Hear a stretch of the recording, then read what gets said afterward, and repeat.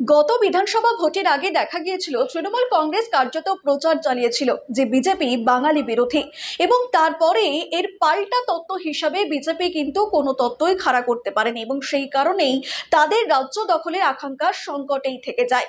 এবং এক্ষেত্রেও এই বিধানসভা ভোটের আগেও তৃণমূল কংগ্রেস যে সেই অস্ত্রে শান দেবে সেটা স্পষ্ট, এবং সেই কারণেই কি বঙ্গ বিজেপি এবার রাজ্য সভাপতি পদে শ্রমিক ভট্টাচার্যকে বসালো, সেই প্রশ্নই উঠে আসছে। তবে কি এবার খেলা জমে যাবে?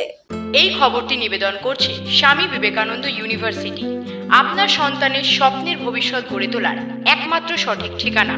যোগাযোগ 7044086270। বৃহস্পতিবার সায়েন্স সিটিতে বঙ্গ বিজেপির নয়া সভাপতি শ্রমিক ভট্টাচার্যের সংবর্ধনা মঞ্চে দেখা গিয়েছিল মা কালীর ছবি। আচমকা রামের বদলে কালী কেন, তা নিয়ে অনেকের মনে প্রশ্ন জেগেছিল। রাজ্যের শাসক দল তৃণমূল কংগ্রেসও রাজনৈতিক মঞ্চে মা কালীর ছবির ব্যবহার করা নিয়ে বিতর্ক সৃষ্টি করার চেষ্টা করে, কারণ সংবর্ধনা মঞ্চের ডিজিটাল স্ক্রিনে কালীর পাশে দেখা গিয়েছিল প্রধানমন্ত্রী নরেন্দ্র মোদীর ছবিও। বাংলার নারী ও শিশু কল্যাণ মন্ত্রী শশী পাঞ্জা বলেন, বিজেপির মঞ্চে মা কালীর ছবি, মায়ের পাশে আবার প্রধানমন্ত্রীর ছবি, এটা অত্যন্ত দৃষ্টিকটু, আমাদের ভাবাবেগে আঘাত লেগেছে। ভারতীয় জনতা পার্টির নবনির্বাচিত সভাপতি বাংলা, তাকে সম্বর্ধনা দেয়া এবং তারপরে পরপর বিভিন্ন নেতৃত্ব ভারতীয় জনতা পার্টি, তাদের বক্তব্য রাজনৈতিক।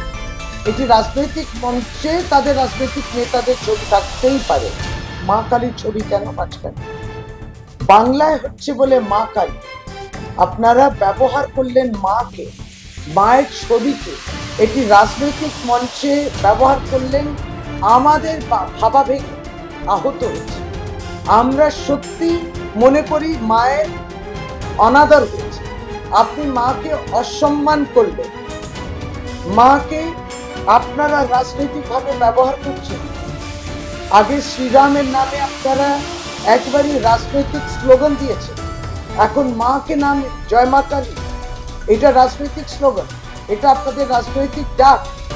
আমরা এই অপমানের বিরুদ্ধে বাংলার মানুষকে সচেতন করছি। দেখুন, ঠিক এইভাবে লোকসভা নির্বাচন যখন 2024 ছিল, তখন প্রধানমন্ত্রী এই যে রাজনৈতিক পোশাকে নিয়ে কিন্তু একটা নেতার যেমন পোশাক, তিনি কিন্তু সাধু বেশে আছেন, কারণ এই 2024 লোকসভা নির্বাচনের আগে তিনি বলেছিলেন যে ভগবান আমায় পাঠিয়েছেন, আমি কিন্তু বায়োলজিক্যাল সন্তান নই, আমি তার সরাসরি সন্তান।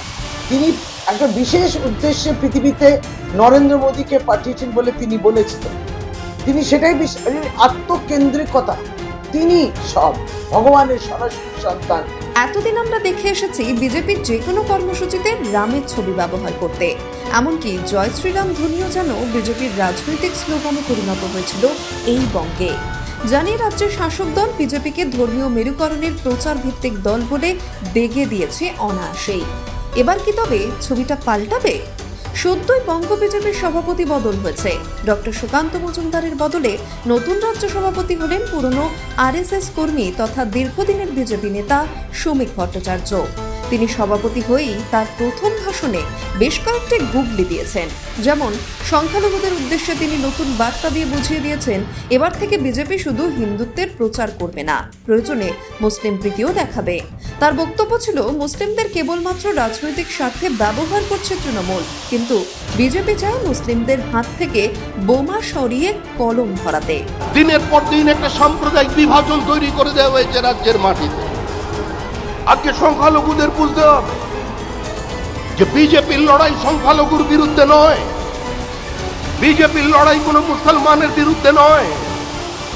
হ্যাঁ, আমরা লড়াই করছি আপনাদের বিরুদ্ধে, কারণ আপনাদের বাড়ির ছেলেরা যারা হাতে পাথর নিয়ে ঘুরছে, আমরা ওই পাথরটাকে কেড়ে নিয়ে ওখানে বই ধরিয়ে দিতে চাই।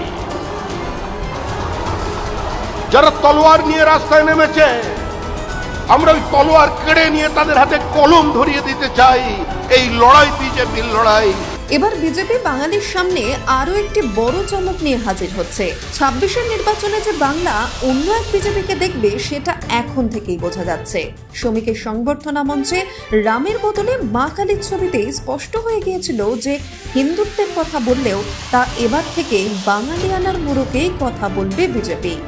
পাশাপাশি বিজেপি কতটা বাঙালি দরদি সেটা বোঝাতে আবার সর্বভারতীয় নেতা অমিত মালব্য তার এক্স হ্যান্ডেলে এক পোস্টে লিখেছেন, বিজেপি পশ্চিমবঙ্গের বাঙালিদের দল, বিজেপির জন্মই বাংলায় হয়েছে। অন্য রাজনৈতিক দলগুলির শিকড়ের সঙ্গে বাংলার কোনো যোগসূত্র নেই, তাই তাদের রাজনৈতিক সংস্কৃতির সঙ্গে বাংলার কোনো মিল নেই।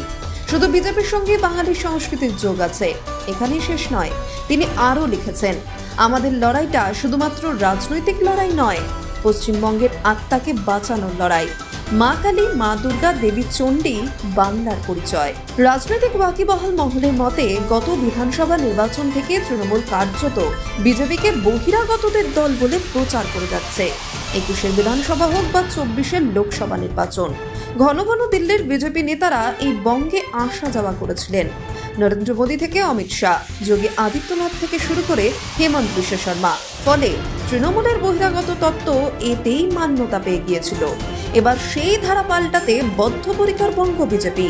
তাই মঞ্চে ভগবান রামের বদলে মা কালীর ছবি দেখা যাচ্ছে। হিন্দুত্বের পাশাপাশি মুসলিমদেরও পাশে থাকার বার্তা দেওয়া হচ্ছে। আর এই কৌশল বুঝেই বিতর্ক সৃষ্টির চেষ্টায় তৃণমূল কংগ্রেস। তাহলে কি পায়ের তলার মাটি কাঁপছে? ব্যুরো রিপোর্ট, নিউজ বর্তমান।